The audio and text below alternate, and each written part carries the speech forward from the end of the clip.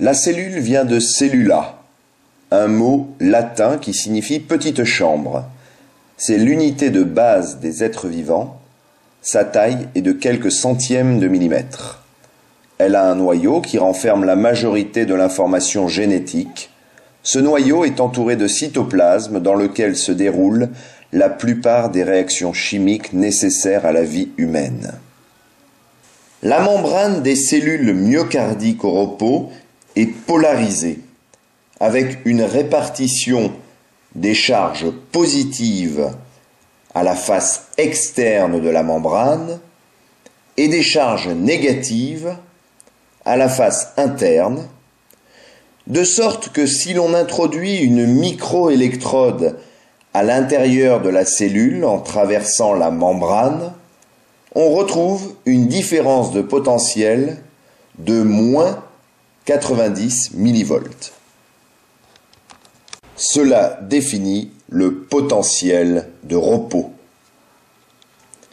La cellule myocardique est polarisée au repos pour principalement 3 raisons. Le milieu intracellulaire a spontanément tendance à être chargé négativement car il est constitué de protéines et phosphates organiques chargés négativement et qui ne peuvent franchir les membranes cellulaires. Deuxième raison, il existe une faible perméabilité passive des membranes au sodium avec un faible courant sodique entrant, alors que le potassium, lui, circule librement au travers des membranes.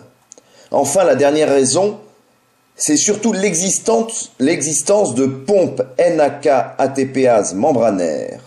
Ces pompes font sortir le sodium et font entrer le potassium par un transport actif qui consomme de l'énergie sous forme d'ATP.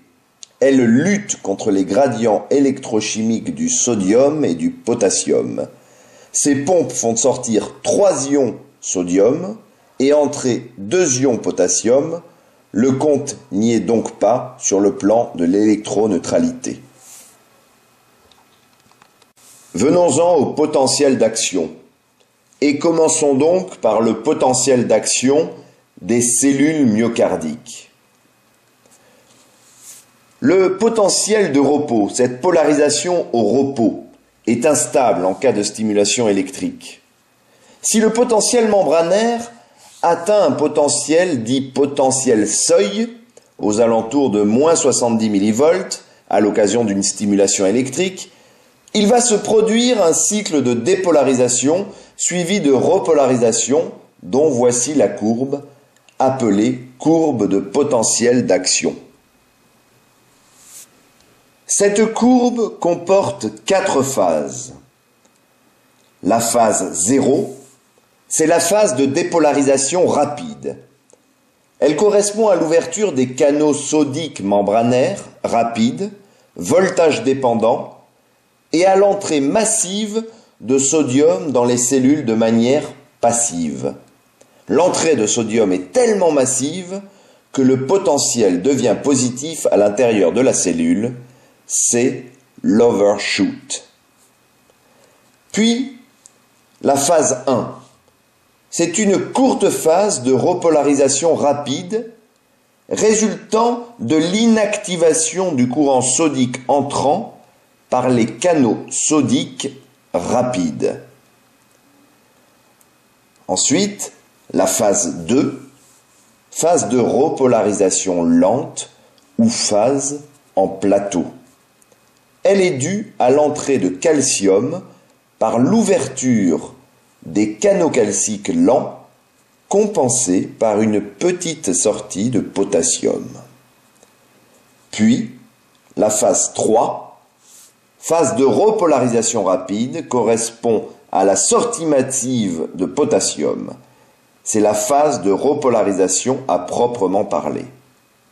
Enfin et pour terminer, la phase 4, ou phase de retour au potentiel de repos, où vont principalement agir les pompes NAK-ATPase pour rétablir l'équilibre ionique de repos. Le potentiel d'action de la cellule myocardique est également appelé potentiel d'action rapide ou potentiel d'action à plateau calcique. Pour terminer, un petit mot sur le potentiel d'action des cellules du nœud sinusal. Elle diffère du potentiel d'action des cellules myocardiques par deux points principaux. Le premier point est que la pente de dépolarisation est plus lente du fait de la prédominance de canaux calciques lents et la quasi-absence de canaux sodiques rapides. Le deuxième point est que le potentiel de repos est moins négatif, de l'ordre de moins 70, moins 80 millivolts. Ainsi, les cellules repolarisées uniquement au niveau du potentiel seuil vont donc se dépolariser à nouveau spontanément sans stimulation électrique. Elles sont dites dotées d'automatisme. Ce type de potentiel d'action est appelé potentiel d'action lent. Il est caractéristique du tissu nodal, c'est-à-dire essentiellement du nœud sinusal et du nœud auriculo-ventriculaire. Cependant, dans certaines conditions, notamment en cas de bloc auriculo-ventriculaire, les cellules du tronc du faisceau de His sont aussi capables de générer un influx électrique et d'être douées d'automatisme. Nous l'avions vu dans le premier et le deuxième chapitre. Ce qui différencie les cellules à potentiel d'action rapide des cellules à potentiel d'action lent, c'est donc la composition membranaire, soit en canaux sodiques rapides voltage dépendant, soit en canaux calciques lents. Tout un programme, vous en conviendrez.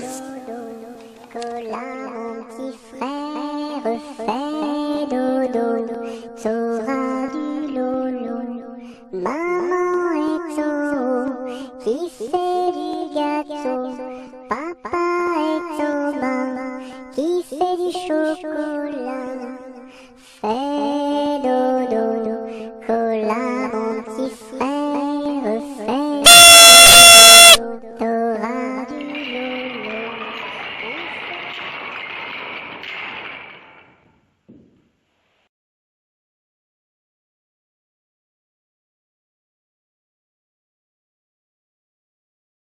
Voici plusieurs cellules musculaires qui, associées entre elles, vont définir une fibre musculaire, représentée ici sous la forme d'un rectangle rouge, soit une fibre musculaire AB au repos.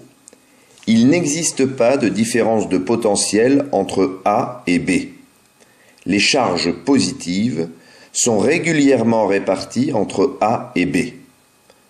Si une excitation est faite en A, des charges négatives vont envahir AB. On dit que AB se dépolarise.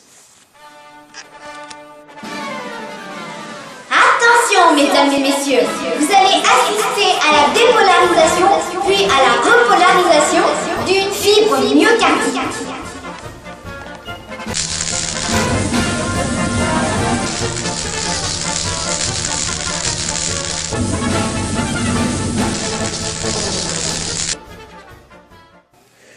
Pendant toute la durée de la dépolarisation, qui est brève, de l'ordre de 0,01 seconde, une différence de potentiel existera entre A et B.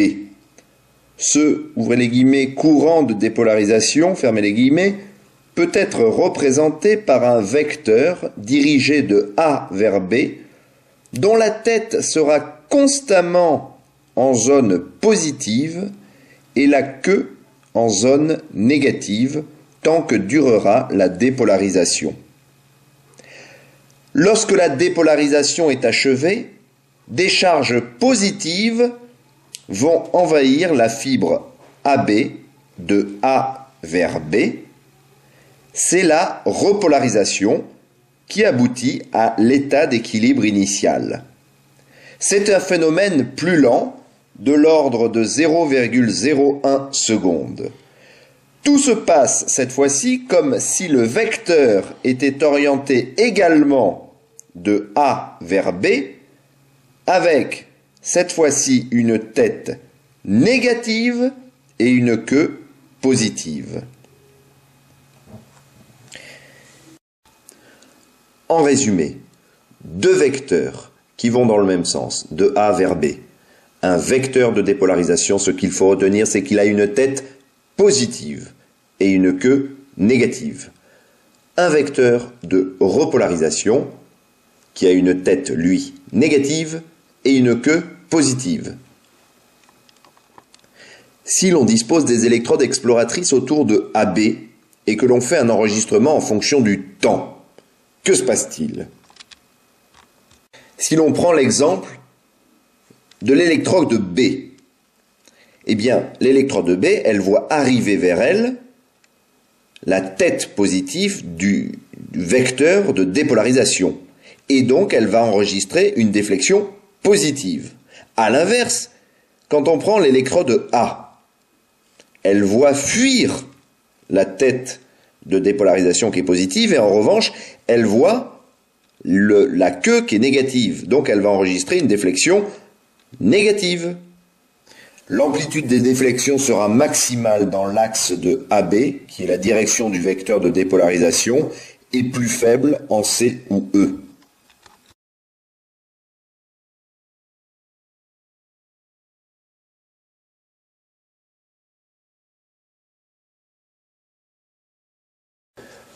Concentrons-nous sur l'électrode B. Pendant la dépolarisation qui va de A vers B, l'électrode B voit un front de dépolarisation positive se diriger vers elle. L'électrode B enregistre donc une déflexion positive. A l'inverse, durant la repolarisation qui va toujours de A vers B, l'électrode B voit un front de repolarisation négative se diriger vers elle. L'électrode B enregistre donc une déflexion négative.